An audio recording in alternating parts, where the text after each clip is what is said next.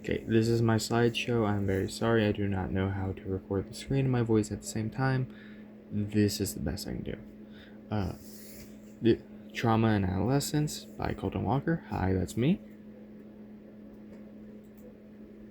What is trauma? The definition of trauma is vast and varying, where there are many different types that can cause events, or there are many different events that can cause trauma.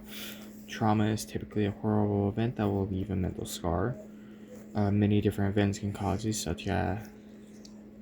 scars, such as death of a family member, rape, sudden disasters, and abuse, are just a few things that can cause trauma. There are a few different types of trauma that I will be going over with: acute, chronic, and complex.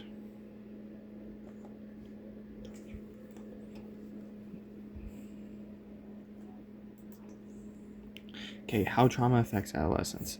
Trauma affects adolescents in a very impactful way, for this is a crucial time for them, for their brains are still developing.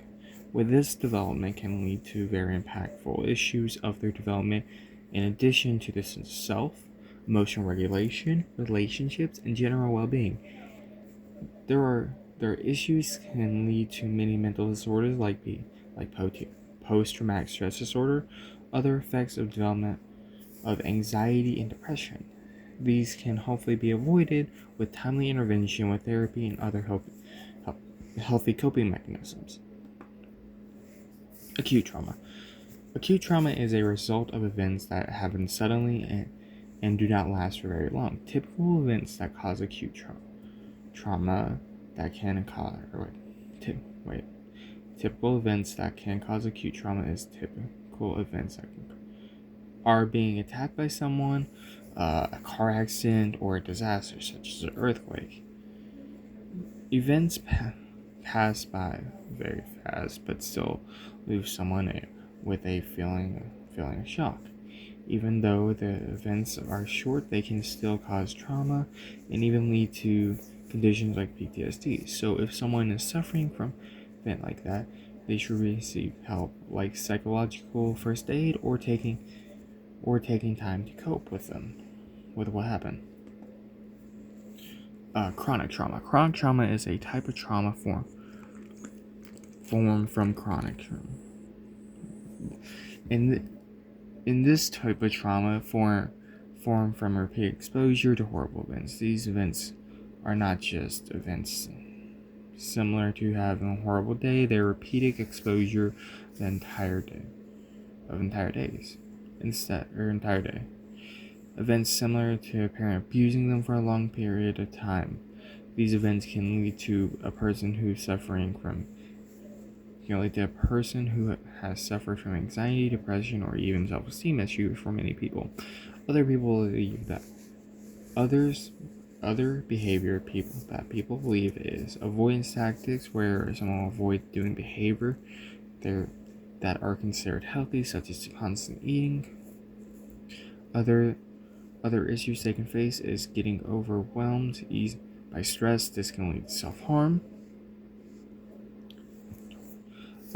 Complex trauma. Complex trauma is very similar to chronic trauma. In fact, chronic trauma in the fact that people deal with complex trauma typically re-exposure of traumatic events. The way that can lead to complex trauma typically has a repeated exposure of traumatic events. The way that can lead to people gaining trust issues, unable to regulate their own emotions, and a more advanced version of PTSD, post-traumatic stress disorder, and other emotions and other advice disorders. PTSD called CPSD. CPTSD leads to people having trust issues, having trouble regulate their emotions, and an inability to some people having trouble with emotional regulations and an ability to maintain. Questions? Okay. Relationship and attachment disruptions. After trauma,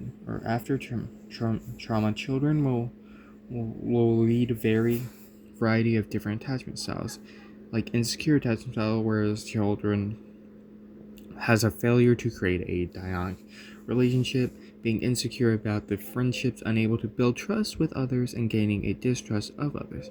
Other types of attachment can lead to developing anxious attachment, where children gains a strong desire of closeness to people, while having a fear of abandonment, having them fear of abandonment, having them experience. This will lead to many people consider them clingy or needy. The other type and final attachment is avoidance, where people who have a fear of emotional intimacy, for they are having a fear of getting close to people. Emotional dysregulation. Emotional dysregulation is where a person has a hard time managing strong emotions. Instead of being able to maintain or your reaction to a strong emotion with emotional dysregulation, reactions will be more intense, stronger than other people. People with this have a hard time understanding their emotions, actually understanding them. This can happen in a variety of reasons, and such of having certain mental problems or even physical issues. There's no certain point that this will end up, and it is not uncommon for it to appear later in life. Emotional and behavioral issues. These issues can come from a complex trauma, like many other things. One cognitive issue people face is a person executing function with it, which is the function that helps a person with their ability to process information, making plans, and or able to anticipate the future plans. There is a variety of behavioral issues face is the manifestation of PTSD, development avoidance tactics, or even nightmares. Yeah, nightmares can come from trauma. There are issues that manifest in such complex ways. Many of them come from the fear of trauma they have faced will happen again and again. Questions? Any questions? Okay. Building a way to heal. This is a very difficult one that many people, I'm just going to say this is not a slideshow, but this is a very difficult one that a lot of people have trouble with, and I still have trouble with trying to figure out how to do. Trauma is a lifelong problem. However, this does not have to be something a person has to face forever. You can develop healthy coping mechanisms. What I mean by this is, yes, you will always have that trauma, but there's ways you can deal with it and heal and kind of scar over what you faced. To give a simple explanation of this coping mechanism and strategies or ways you use to deal healthy with trauma, a simple way of coping skills are building supportive people who realize your signs of when you're overwhelmed. This may take a long time. Another coping skill is understanding how to help you, which is figuring out what help people, art, music, or even physical activities. I know I say building relationships. I don't mean just friends or family, whoever. It can be difficult, but that is a way to have someone realize how to build trust in someone. Even then, just someone you can talk to is another good way to do. Therapy is always a helpful thing.